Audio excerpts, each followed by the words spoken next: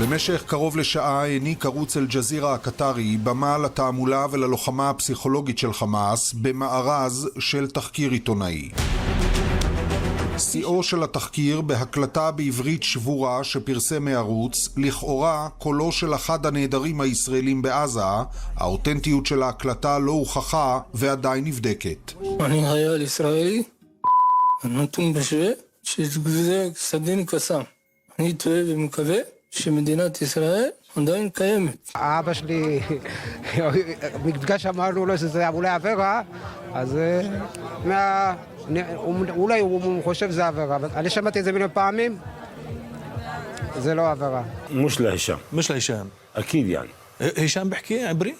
بيحكي عبري منيح. מתאם השבויים והנעדרים הישראלי ירון בלום טען כי מדובר במניפולציה זולה של חמאס. هذا سيضاعف الضغوط إدارة صنع القرار من قبل الرأي العام الصهيوني وبثمن أكبر من ذلك الثمن الذي دفعته في 2011.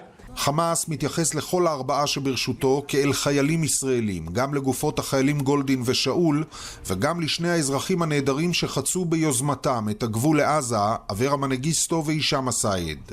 בימים אלה יש לו רצון עז לקדם עסקה חדשה.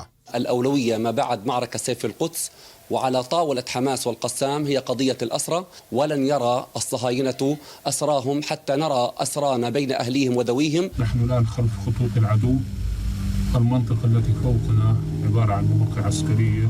גם סרטון של המנהרה שממנה יצאו חוטפיו של גלעד שליט הוצג אמש באל-ג'זירה, תיעוד של מעמד החתימה על עסקת שליט בין בכירי חמאס למודיעין המצרי בקהיר לפני עשור, וגם קטעי וידאו חדשים של גלעד שליט משבי חמאס ברצועה.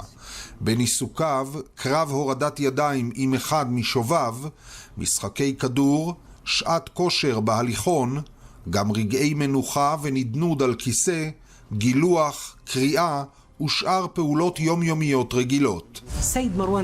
אל-ג'זירה ניצלה את ההזדמנות לשדר גם ראיון ראשון, נדיר ובלעדי, עם מרואן עיסא, סגן ראש הזרוע הצבאית של חמאס ולמעשה סגנו של מוחמד דף.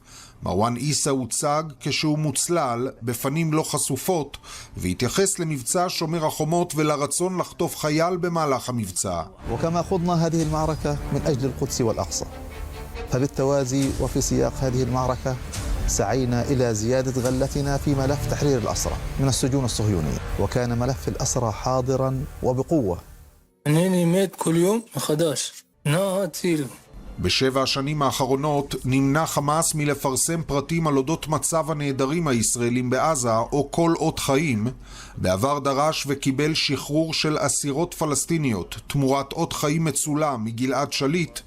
לא ברור אם הפעם החליט לנדב אות חיים בלי תמורה או רק לשחק שוב ברגשותיהן של המשפחות.